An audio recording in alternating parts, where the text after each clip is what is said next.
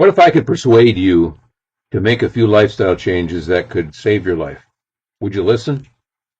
More importantly, would you actually do those things? And you don't need to buy or consume any supplements that you won't need to follow, any proprietary diet or exercise plan. You won't need to enroll in my private health clinic because I don't have one.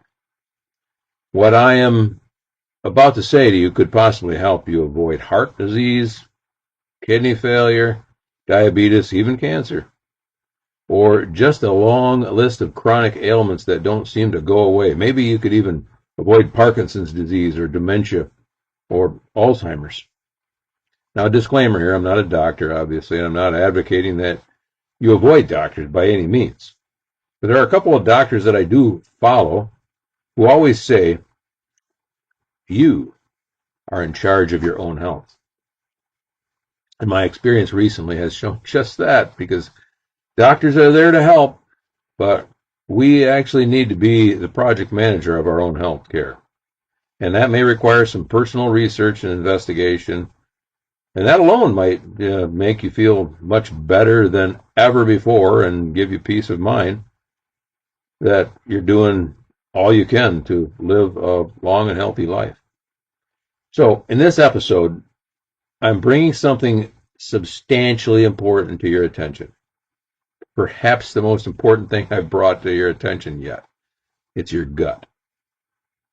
Now, I'm not meaning that as an insult by any means. You may have a large one, and like me, or you might not have one at all. And I'm not actually talking about that paunchy thing that hangs in front of some of us. But I'm talking about one of the most critical body systems that we as modern humans have all but forgotten. Even modern medicine seems to have taken far too long to finally acknowledge it. I hope you'll stay with me here because this could be one of the most important topics that I've shared with you so far. Now, last month, as I began this 30-day reset, which many of you know has become a series of lifestyle changes rather than just a resetting of one or two habits, I visited one of my favorite Florida attractions, Goodwill Bookstore. Amazing place. They have books of all kinds in great condition. They're sorted out by category for a fraction of retail, of course. And typically I walk out of that place every year with a grocery bag full of books. I've got a large library, a part of which you can see behind me, and I got some down there and on the other side, and I'm a book nerd. But this time I was looking for something specific, something to help me travel this lifelong journey of rediscovery and renewal. And thank the Lord, I found 3 books that I believe were meant for me to find. I'll tell you the other 2 books at another time, but the one that I'm talking about today, I'm sure you can figure out, is this one right here, Clean Gut. And when I saw that, I thought immediately that's exactly what I'm trying to do. I'm trying to fix my gut. And again, it's not the paunchy thing. I'd like to get rid of that too, for sure, but it's not that. It's the internal system of digestion and many other things that this book covers. And this might not be the latest up-to-date information because it was at a Goodwill bookstore, and of course those are quite often outdated, and people just either got sick of keeping it, didn't find it any good, or they just wanted to share it with someone else and gave it away. And I've read through this thing, and I found it to be just exactly what I need to hear at my entry level into this this excursion to my insides. So this may not be the latest up-to-date information, and Dr. Younger might not be the top expert in his field. I don't know. But for me to start out with this information, it was just right. And it really gave me the perspective that I've needed to get some of my diet protocols in order with the understanding of why this is needed and how it works. My cat is really trying to get into this video, but I will not let her. Now, the first key thought, which is a paraphrase of this whole book, is you don't fix chronic illness by chasing symptoms. You fix the root cause, which is the environment inside you, the gut. And I'm a root cause chasing guy. So again, this is exactly what I needed to hear. So it's a very popular term nowadays, the gut, but I never really understood it. So I just disregarded it. And it finally caught up to me. You know, my dad used to say, if it had been a rattlesnake, it would have bit you. Although whenever I find rattlesnakes, and occasionally do, I usually know pretty much how to handle them and I'm not afraid of them. There are some very basic terms that I've now become familiar with that are very much worth understanding. The gut, first of all. It is your digestive system, not just the big blurb that many of it display on the front side. Whenever Dad wanted to make a family photo, Mom always said, Rocky, suck in your gut. So your gut is your stomach, your small intestines, about 20 feet of them, your large intestine, or colon, which we call it, 4 to 5 feet long, and godzillions of living bacteria known as flora that perform multiple functions. And here's what it does. First of all, of course, it digests the food that you eat, of course. It decides what gets into your bloodstream and what does not. It houses most of your immune system. It produces chemicals that affect your mood, focus, and sleep. It communicates constantly with your brain. In fact, the book says it is your second brain. And why it's so important, if the gut is healthy, the body stays calm and balanced. If the gut is damaged, then inflammation spreads everywhere throughout your body. Now, the second term that is really popular right now, inflammation. And I always just shook that off as well. Inflammation is the body's alarm and repair response to injury. Like cuts or wounds, there's irritation there, like contact with allergic substances or toxic materials. You know, your skin gets inflamed, or a threat that could be a toxic or invasive pathogen, bad bacteria. I think viruses, I think, are also one of those attacks. What is supposed to happen in your body? Your immune system is alarmed and it takes action to fight off any threat. Then it repairs the damage. Then it goes back into a neutral, or it turns off and waits for the next threat. This would be the acute phase of inflammation. It's normal, natural, and it's helpful. But what has gone wrong in most humans in this country, and more often in much of the modern world, is that the alarm never shuts off anymore, and the repair is never complete. And this process begins to damage healthy tissue. That would be chronic inflammation.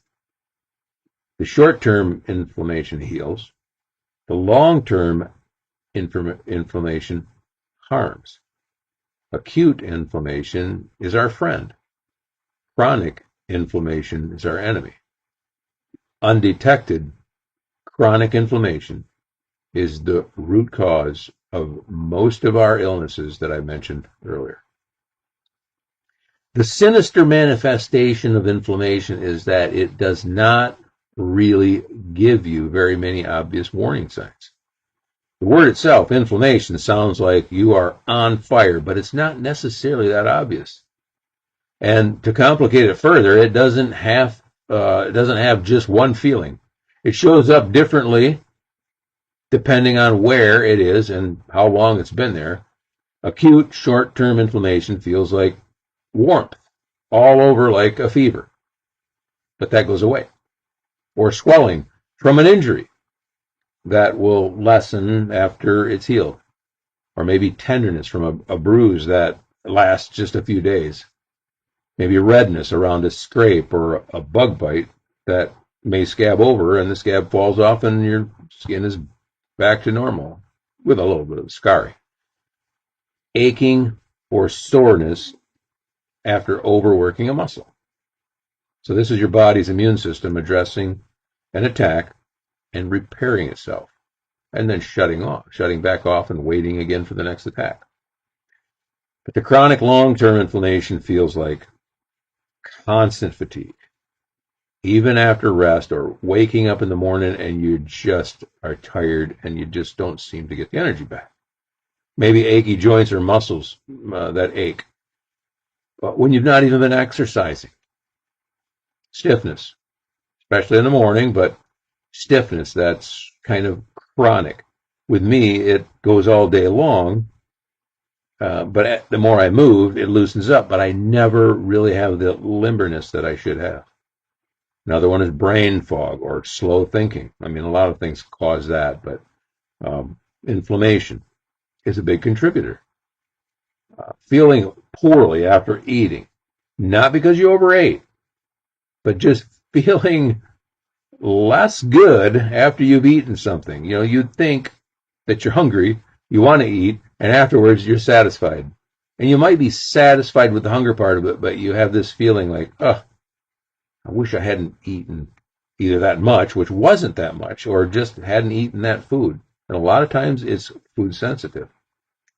Maybe you have an abdominal burning, not like the acid reflux or typical heartburn, but just the overall feeling that your insides are warm, or there's some kind of heat sensitive abrasion going on there that you can't really locate into one particular spot. Bloating. After eating a small portion of food, it shouldn't make you feel like you're, a balloon being inflated. Mood swings or irritability for no good reason. Maybe you feel feverish without having a sickness or an obvious injury. So this is your body's immune system pretty much out of control. So here's a scary thought that should motivate you to look into this for yourself, and I certainly hope that this does. Pain shouts and you do something about it, but inflammation whispers and you may just ignore it. And then it goes silent and you stop listening altogether until you're finally diagnosed with a severe illness. And by that time, it might just be too late to fix it. The Bible says in 1 Corinthians 10, therefore let anyone who thinks he stands take heed, lest he fall. Now the context about that is about pride, but let's say untheologically, it still applies here.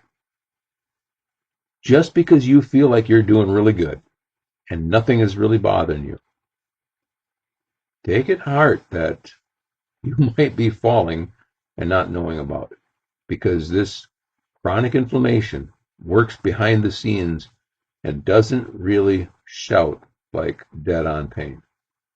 So even if you feel fine, you may have just gotten comfortable with your health or lack of it, and in reality, inflammation may be already at work without your knowing it. 35% of Americans already have systematic inflammation, and that means systematic through your entire body system.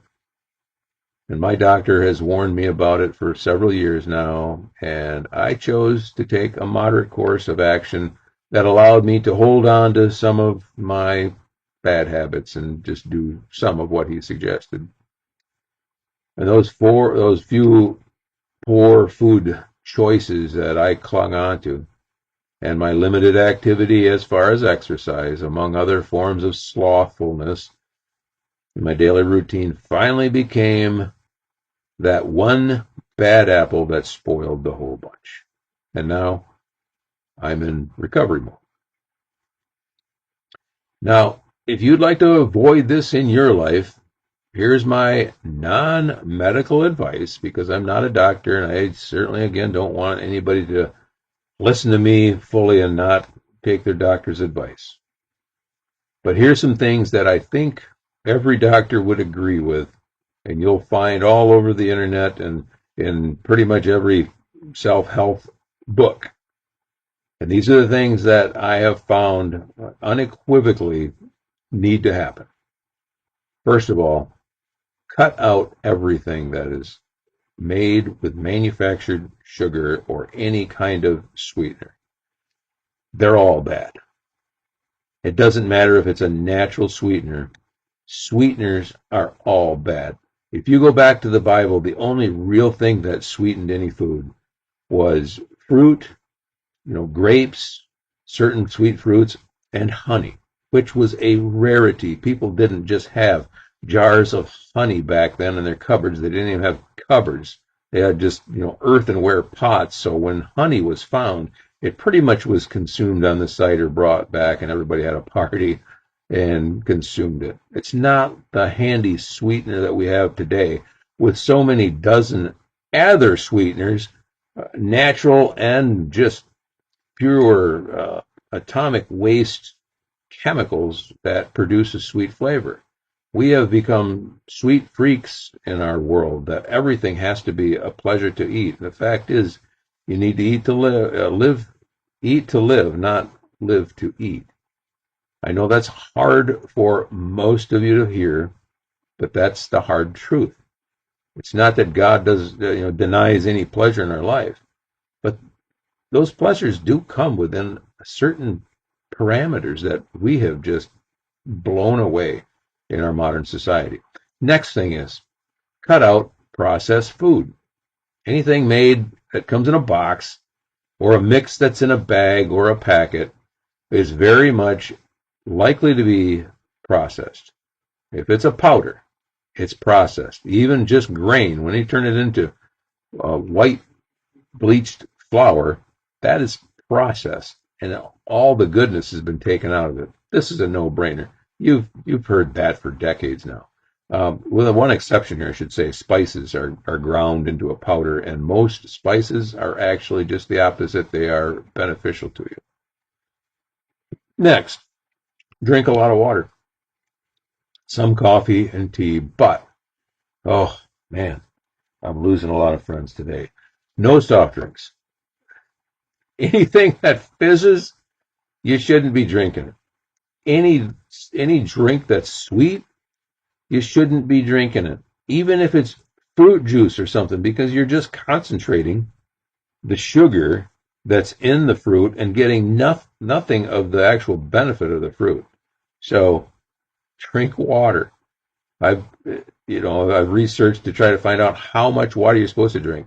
My doctor told me that I need to drink a gallon a day, and that's really, really hard to do. And after 2 years of doing that, I still don't like water.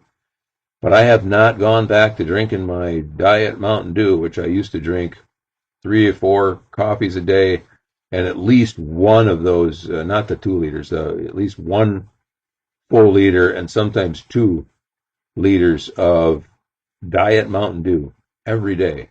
Man, that stuff is just terrible for you. And if you're diabetic, it doesn't matter if it's real sugar or if it's artificial sugar. It still triggers the sweetness sensation, and not the sensation, but it triggers the sweetness system to kick off.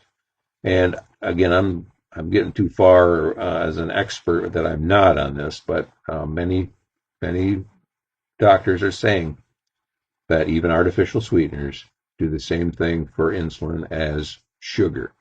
So just I'll pass that on as I've heard that, but I'm not saying that that's a fact. So also be careful with diets or diet supplements, anything that's a quick fix substance.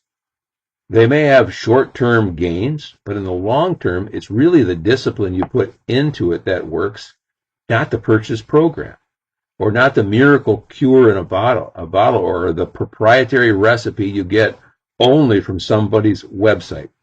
I've been on many diets in my life, and none of them have ever worked more than a number of months.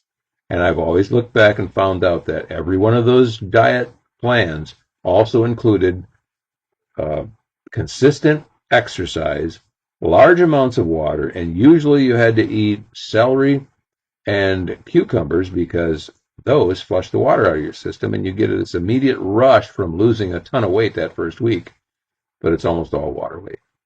And as soon as you stop the diet, the weight creeps back. because it wasn't a lifestyle change. It was just this hope that if you suffered for 2 or 3 months and lost a lot of weight, you would have done your due diligence and you could live the rest of your life slim and trim. Not so. So be careful of diets and supplements and all those things. They're really nothing worthwhile ever comes easy. And the other phrase, no pain, no gain. It it takes a real commitment, a long, lifelong commitment to make these changes stick and stay. Another thing, move and stretch as much as possible. Even if not an actual exercise program, just move whenever you can. I've been in a sedentary job for, oh boy, a decade and a half or maybe 2 decades now. Yeah, probably over 2 decades now. And it's only recently that I finally got in my head that I can't just sit here behind this computer all day long. So now I walk every time I have a break. I stand up and I stretch and I move around. I lift a few weights by my desk once in a while. I'm certainly not in the peak of physical condition, but I'm much better than I had been a couple of years ago. Another thing is to get good sleep. And that is a struggle for a lot of us because that's not necessarily just a choice. Um, if you have insomnia or if you have any other things, back issues, or your bed is just not the right bed for you, it's hard to actually get good, restful sleep. And I'm still working that one out myself, but at least look into it and do your best to help that. And reduce stress. That's another one that is just usually outside of most of our control. But if at all possible, you know, and stress makes all the above stuff that I've talked about difficult too, but if at all possible, do what you can to reduce stress. Maybe I'll have an episode on that, on how I'm working through that, because I've been pretty successful, way more successful than most people I know, of reducing stress. And it kind of turned conflict into a challenge. That's what used to really get me. And now I can just shrug most of it off. Um, and if you think this, is too hard to do, then remember my little jingle from episode number 5, and I will leave you with this. Listen to me now before scrolling by.